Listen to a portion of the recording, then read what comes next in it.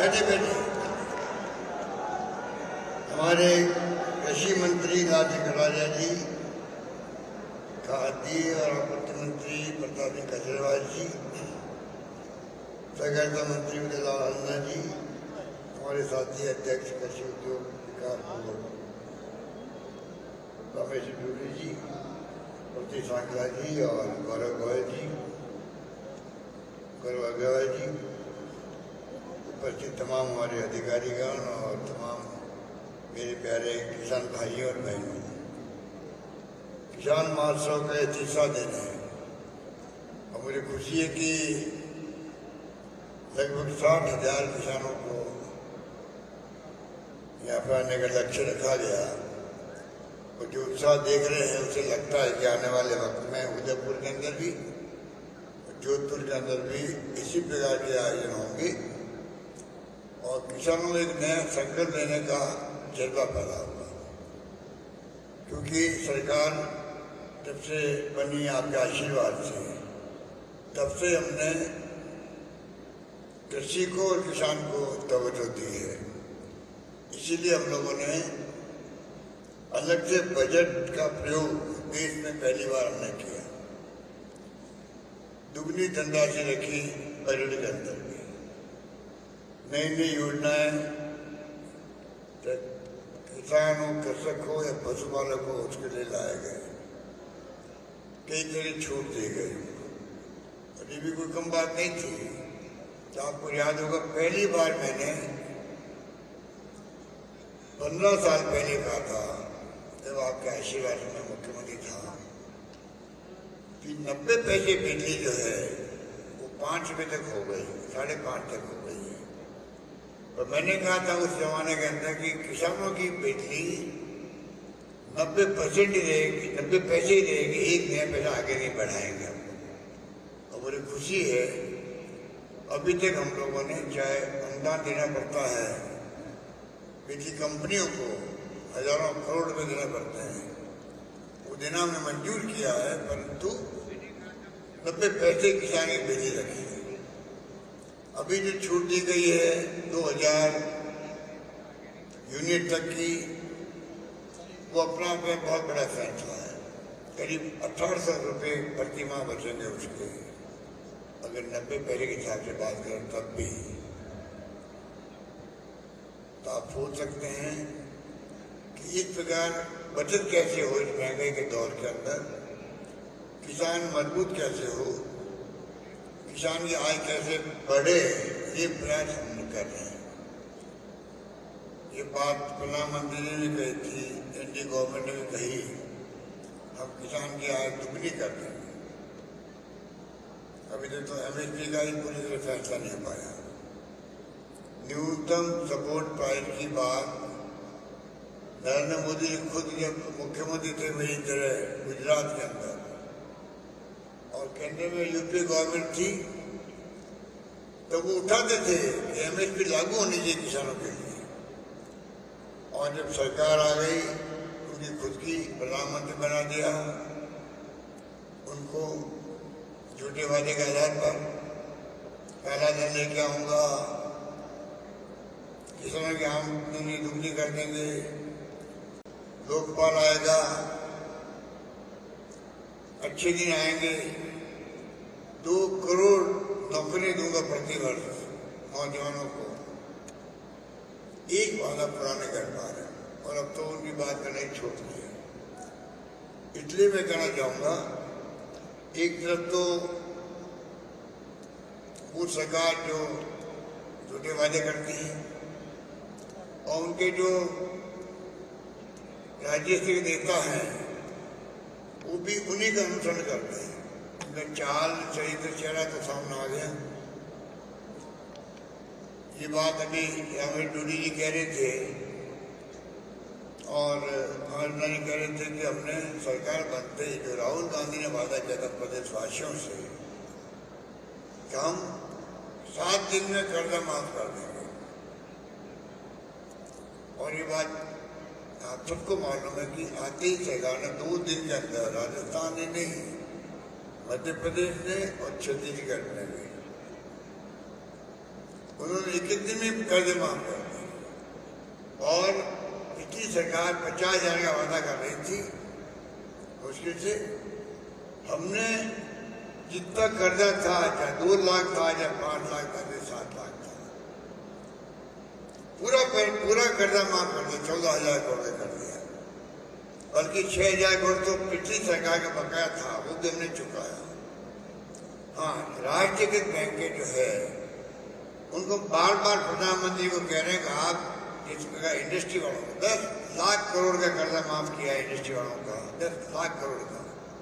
ये तो 1 लाख करोड़ भी नहीं है किसानों का। तो उनके साथ में अगर सेटलमेंट कर सकते हो बैठ करके, तो आप किसानों के कर्जे जो है सेटलमेंट कर लो, किसान का हिस्सा आएगा, वो स्टेट गवर्नमेंट देगी और पूरा कर्जा माफ हो जाएगा। उसके लिए वो तैयार नहीं हो रहे और वो तैयार होंगे भी नहीं। पार्लियामेंट के अंदर लोकसभा में क्वेश्चन का जवाब दिया इन्होंने। ये क्वेश्चन पूछा गया भाई कि आपकी मंशा क्या है। जिस प्रकार डॉक्टर मनमोहन सिंह जी ने देश के किसानों का 72,000 करोड़ का कर्जा माफ किया था, आपकी गवर्नमेंट की मंशा बताइए। उन्होंने साहब कहा हम कोई किसानों का कर्जा माफ नहीं करेंगे और माफ करना भी नहीं चाहिए। क्या कह रहे हैं? मैं पूछना चाहता हूँ या राजस्थान के नेताओं से, आप जवाब उनसे मांगो, देश के प्रधानमंत्री से मांगो आप जवाब, तो कृषि मंत्री से मांगो जो किसानों की बात करते हैं। उनका जवाब था कि नहीं, कर्जा माफ करना भी नहीं चाहिए किसानों का। अगर कर्जा माफ करेंगे तो इनकी आदत जो है वो ऐसी हो जाएगी कि नहीं, कर्जा तो फिर माफ होगा तो कभी चुकाएंगे ही नहीं वापस। जिस सरकार की मंशा किसानों के प्रति ये हो, उससे हम क्या उम्मीद कर सकते हैं? इसीलिए बिना पूछे तीन कानून लिया है, काले कानून। हमने असेंबली में वापस उनका जवाब दिया और नए कानून पास किए हमने यहाँ पर। आखिर में किसानों के साथ में सामने झुकना पड़ा। मैं समझता हूँ आजादी के बाद जिस प्रकार भारत सरकार को झुकना पड़ा किसानों के सामने, वो पहली बार हुआ है कि किसानों की एकता का प्रतीक था कि करीब 1.5 साल तक आंदोलन चलाओ। हालांकि दुख होता है कि 500-600 किसान मारे गए बेचारे। बताइए आपका क्या कसूर था आंदोलन के अंदर? लाइनें लगी थी नोटबंदी में, तब 400-500 लोग मारे गए थे। ये तरीका होता है शासन करने का। आप इस प्रकार से जिस देश की जनता ने आपको मौका दिया है शासन करने का, आप उनका दिल जीतने की बात करो, विश्वास दिलाओ उनको। आलोचना होती है आपकी, उसको सहन करो आलोचना को। आप आलोचना सहन नहीं कर पाते हो, ये तरीके गलत है आपके शासन करने के। कोई धर्म के नाम पे राज नहीं करते करते कब तो राज करोगे आप? आखिर में तो देश के लोग चाहते हैं विकास हो देश का।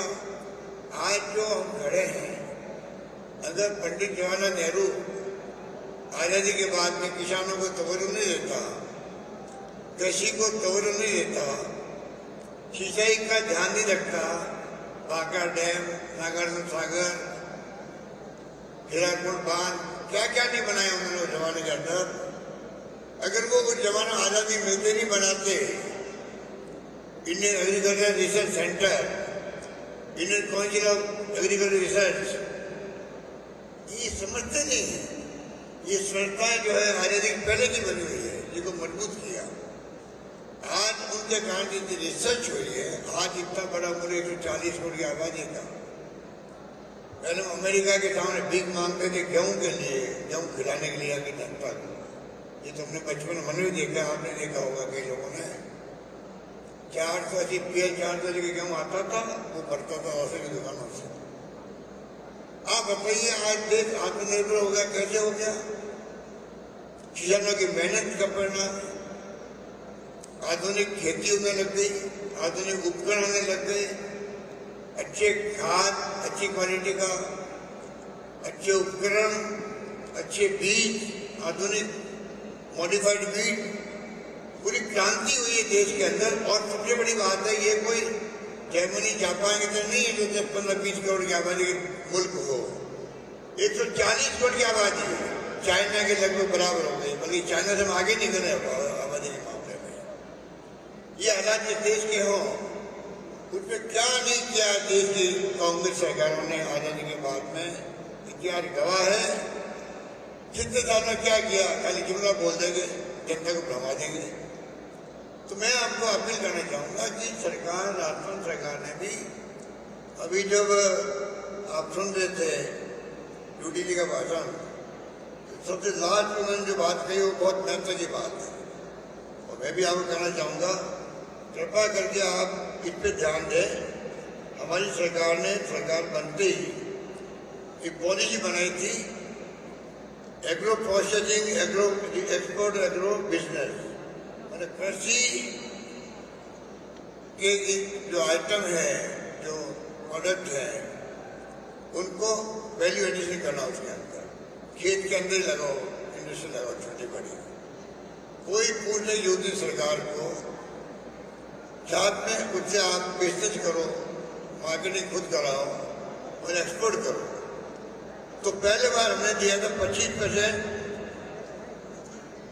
और 50%। अगर वो किसान है तब तो मिलेगा उनको 50% अनुदान या 1 करोड़ रुपया मिलेगा। अगर वो किसान नहीं है और अन्य व्यक्ति आगे लगातार किसान के खेत में काम करता तो उसको मिलेगा 25% अनुदान या 50 लाख रुपए। उसको मैंने बढ़ा के अभी इस बजट में कर दिया है 50% और 75 लाख कर दिया है नॉन किसान के लिए।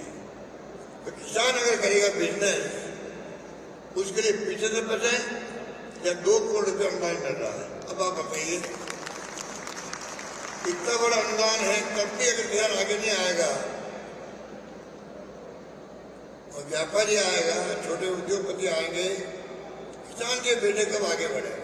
रूडी जी बात कह रहे थे, माने ये है इतनी क्रांतिकारी पॉलिसी हमारी है, पूरे देश में तो चर्चाएं होती है, उसका लाभ अगर किसान नहीं उठाएगा तो कैसे कर सकते हैं?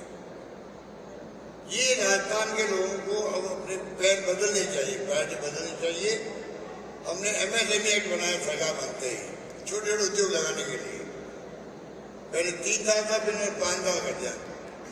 कोई तरह की भूमि परिवर्तन की बात हो, बिजली की बात हो, पानी की बात हो, सरकार के पास आने की जरूरत नहीं आपको, पॉलिसी में आगे एक्ट बन गया, ऐसा नहीं करता। 15-20 हजार उद्यमी मुश्किल आए होंगे। तो मैं ये कहना चाहूँगा कि हमारी पॉलिसी का कोई मुकाबला नहीं, कि महंगे राज फिर देख रहे हैं आप लोग, क्या बार बार मैं कहूँ उनके बारे में। तो इतना मैं कह सकता हूँ कि जो कुछ भी करें हम लोग, मुझे खुशी हुई परसों मैंने 250 करोड़ रुपया 40,000 जो गाय मर गई उनको जो मैं DBT बटन दबाया तो मुझे कितनी खुशी हुई होगी मैं सोच सकता हूँ। आपको कितनी खुशी होगी मुझे एहसास इस बात का है। पूरे राजस्थान किसानों की फीडबैक आ रही, सब किसान खुश हैं कि 40,000 रुपये गाय, अच्छी किस्म की गाय खरीद पाएगा वो पशुपालन की गाय मर गई है और आगे बीमा कर दिया गायों का। एक एक जो चीज है वो हमने सोच समझ के जो किया है, उस पर आपको ध्यान देना किस प्रकार से हम आगे बढ़े, किस प्रकार से पशुपालकों को पहले दूध पे और लीटर का मंदी अनुदान बीजेपी सरकार आई, कैंसिल कर दिया। वापस सरकार हमारी आई आपके आशीर्वाद से, हमने वापस 2 रुपये किया पहले, फिर 5 रुपये कर दिया। 5 रुपये प्रति लीटर का बोनस मिल रहा है पशुपालक को। कुछ और का हौसला बढ़ रहा है और मैं चाहूंगा धीरे धीरे कॉर्पोरेट मिनिस्टर बैठे हुए हैं, अमूल आज देश में नंबर 1 पर है। चरस हम चाहेंगे धीरे धीरे आगे बढ़ता बढ़ता अमूल के मुकाबले में आए सभी तरह से, और आ सकता है। दूध के उत्पादन में आज देश में राजस्थान नंबर 1 बन चुका है, नंबर 1 बन चुका है। ये शुभ संकेत है, शुभ संकेत है कि राजस्थान अब जो है इस दिशा में आगे बढ़ रहा है। खेती की एक सीमा होती है, जैसे जैसे परिवार बढ़ता है, बेटे पोते होते हैं, तो जमीन का जो है माप कम होता जाता है, बंटवारा होते जाते हैं। पशुपालन भी आजीविका के लिए बहुत बड़ा साधन है। इसलिए मैं कहना चाहूँगा आपको कि मुझे खुशी है कि जब से सरकार ने फैसले करने शुरू किए, उसमें आपको देख रहे हैं कि कृषि कॉलेज राजस्थान में 60 कृषि कॉलेज है आज के दिन। 60 में से 42 मैंने अभी 4 साल में खोले, सिर्फ 4 साल खोले कृषि कॉलेज। आप सोच सकते हो इसलिए मायने क्या है।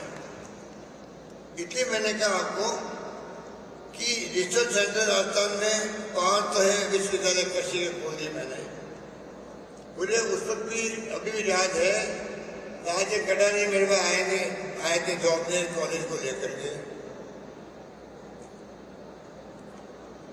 कृषि विश्वविद्यालय के लिए, और मैंने एक झटके में फैसला कर दिया कि जॉब में क्या की कॉलेज है कृषि की। उदयपुर में खाली था एक यूनिवर्सिटी थी, आपकी कृषि विश्वविद्यालय है, और 5 विश्वविद्यालय का राजस्थान में कृषि के हैं। रिसर्च होती वहां पर। सरसों का संस्थान के अंदर अपने यहाँ पर है, कायदरी जोधपुर के अंदर पहले से ही है। राजस्थान की एग्रीकल्चर रिसर्च इंस्टीट्यूट अलग बन गई है। हर दिशा में राजस्थान कोई ऐसा नहीं है, कोई जमाने में रेगिस्तान के इलाके थे, आकाश के पढ़ते रहते थे। पूरे देश में कई लोगों भ्रम अभी तक वही है, बदल गया है। एजुकेशन में सारी संस्थाएं आगे, जो देश की मानवीय संस्थाएं हैं, एम्स सहित आ गई है। IIT, IIM, IIT, law university, कृषि यूनिवर्सिटी मैंने बता दिया आपको, आयुर्वेद यूनिवर्सिटी, जर्नलिज्म की यूनिवर्सिटी आ गई। सब कुछ राजस्थान में आज एजुकेशन के लिए है। इंजीनियरिंग कॉलेज है, नर्सिंग कॉलेज है, मेडिकल यूनिवर्सिटीज। आज राजस्थान शिक्षा में आगे बढ़ गया। राजस्थान ने इतिहास में नाम दर्ज करवा दिया है, right to health act pass करके। 25 लाख का बीमा की तो अलग बात है। उससे बड़ी बात है, आप सबको अधिकार मिल गया है सरकार से मांगने का, आपके स्वास्थ्य का ध्यान रखना कानून के अंतर्गत। ये अब सरकार का दायित्व हो गया, ये कानून असेंबली में पास हो गया। इसका बहुत बड़ा काम होगा। इसके लिए पूरे देश के अखबारों ने बहुत तारीफ करी उसकी। जब स्ट्राइक डॉक्टर ने स्ट्राइक करी तब इतने आए संपादक के, इतने आर्टिकल आए, इतना क्रांतिकारी काम किया सरकार ने। तो चाहिए भारत सरकार को चाहिए कानून पास करे, सबका स्वास्थ्य का ध्यान रखे। आप विश्व गुरु बनने की बातें करते हो, आप राइट टू सोशल सिक्योरिटी, हर परिवार को जिसको जरूरत है उतना पैसा कम से कम जीवन बिताने के लिए, जीविका के लिए, परिवार का भरण पोषण कर सके। या मजदूर है, ठेले वाला है, रेडी वाला है, सड़कों बैठ के धंधा करते हैं, बुढ़ापे में कैसे कमाएंगे लोग? उनकी जिम्मेदारी सरकारों को होनी चाहिए। दुनिया के मुल्कों में है, और हमने 1 करोड़ लोगों को पेंशन देने राजस्थान के अंदर। अभी हमने कम से कम 1000 रुपये पेंशन कर दी, और 15 पेंशन अपना बढ़ते रहेगा आगे, ये भी हमने कर दिया। चाहे वो किसान हो चाहे मजदूर हो, उन सबका ख्याल रखने की जिम्मेदारी सरकारों की होनी चाहिए। समय बदल गया है, 21वीं सेंचुरी आ गई। राजीव गांधी का सपना था, और जो कुछ भी फैसले किए थे आज वो क्या दर्द है, दर्द हो गए, क्योंकि महिलाएं, दलित, पिछड़े तमाम लोगों को जिस प्रकार के चांस मिल रहे हैं, अमेंडमेंट किए 73, 74 संविधान के अंदर, और सत्ता में भागीदारी हो गई उनकी नगर पालिकाओं में, पंचायतों में। बहुत बड़ा क्रांतिकारी फैसला था। इस प्रकार के अब समय बदल गया है। मैं चाहूँगा कि आप लोग सब मिलकर के, जो हमने अभी, अब जैसे ही आप मोदी जी 2000 रुपये भेजते हैं 4 महीने में किसान को, ऐसी पब्लिसिटी की हुई है उनकी मार्केटिंग में, तो बहुत उनका मुकाबला नहीं, कोई काम कम मार्केटिंग ज़्यादा। और कांग्रेस सरकार में क्या करते हैं, काम बहुत ज़्यादा मार्केटिंग बहुत कम, इतना ही फर्क है। अब बताइए 2000 रुपये 4 महीने, मतलब 6000 रुपये देते हैं वो किसान को 1 साल का, और मोबाइल लूट रहे हैं, और हमने अभी जो किया आपके ये 1800 रुपये प्रति माह, आप बताइए करीब 22,000 रुपये मिलते हैं किसान का। जो 1800 आपकी 2000 यूनिट कम हुई है, फ्री हुई है, 22,000 का फायदा हुआ किसान को। उसकी गिनती नहीं है, गिनती क्या है कि मोदी जी 6,000 रुपये दे रहे हैं। अरे भाई 6,000 का क्या मायने हैं एक साल में? राहुल गांधी ने कहा था 6,000 रुपये प्रति माह दो, नाम रखा योजना का न्याय योजना। वो वही बात है जो मैं कह रहा हूँ, राइट टू सोशल सिक्योरिटी। अब जो 6,000 रुपये में आदमी अपने घर को पाल सकता है, 2,000 दे रहे हो आप, और उसका प्रचार बड़े बड़े क्या बनाएंगे कई दिन तक, फिर 2,000 आएंगे, डीपीटी होगी, फिर उसकी खुशियाँ मनाई जाएगी। तो गणना हमें भी आती, गणित हमें भी आती भाई। आज 1800 रुपये प्रति माह मैंने गया फ्री कर दिया बिजली, ताकि 90 पैसे थे 5 रुपये करते हैं, आप सोच 10,000 रुपये प्रति माह होता है वो। अगर बिजली की एक्चुअल कॉस्ट लो 10,000 प्रति माह किसान को फायदा हुआ है। और क्योंकि वो हम पैसा अलग देते हैं कंपनियों को, वो मैं नहीं गिन रहा हूँ, खाली 90 पैसे गिन रहा हूँ, तब भी आप 1,800 प्रति माह का फायदा हो रहा है किसान को। आप सोच लीजिए आप। तो ये इस हकीकत है, हकीकत को कोई बदल नहीं सकता। ये आपको हमको समझने की बात है, ये मैंने कर। बाकी तो मैं गौशाला कह चुका हूँ परसों आपको, गौशाला में अनुदान हम दे रहे हैं, डाक विभाग हमने खोला है, एमपी लोग में हमने मदद करी है, हिंदुस्तान में कहीं नहीं हुई है। और बीमा हमने किया गाँव का, आप बता दीजिए। और गाँव की राजनीति कौन कर रहे हैं? भारतीय जनता पार्टी कर रहे हैं। हमने कभी कहा क्या गाय के नाम पे हमें वोट दो? अरे हमारा धर्म कहता है, हमारा कर्म कहता है, हमारी सेवा कहती है कि हमें गाय माता की सेवा करनी चाहिए। बचपन से ही बच्चे जो है जाके गाय को रोटी खिलाते थे।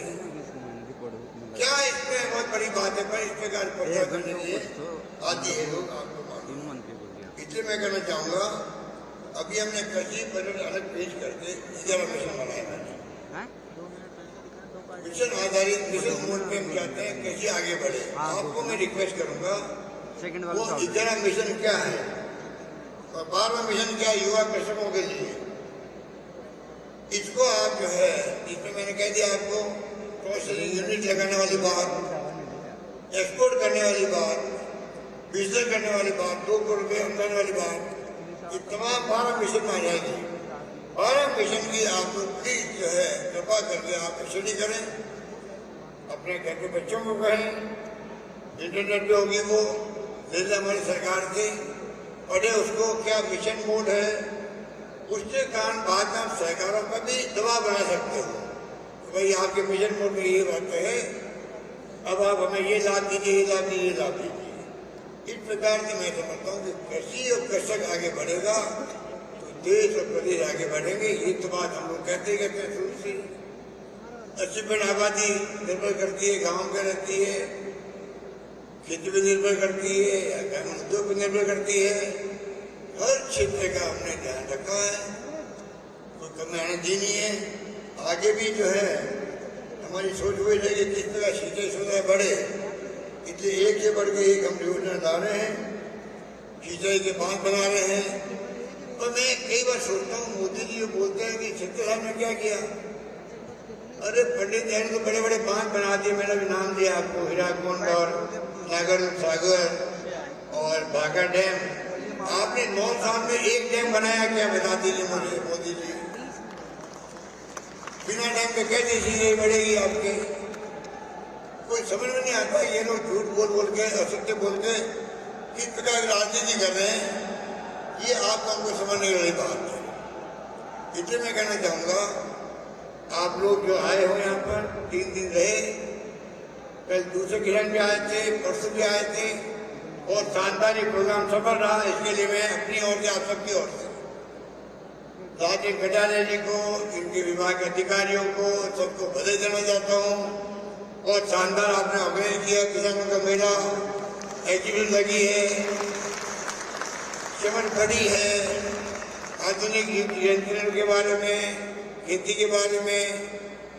और मैं मैं समझता हूँ कि इस पूरे कैंपस में अंदर जो सीखने को मिला है, हम भी गए थे एक कैंप में देखने के लिए, हमें अच्छा लगा कि एक से बढ़ के एक वेंडर भी आए हैं। मैं समझता हूँ कि बहुत शानदार एक प्रोग्राम रहा। इसके लिए आप सब किसान भाइयों को बधाई है। बहुत बहुत धन्यवाद। धन्यवाद। जय हिंद। धन्यवाद। बहुत बहुत धन्यवाद माननीय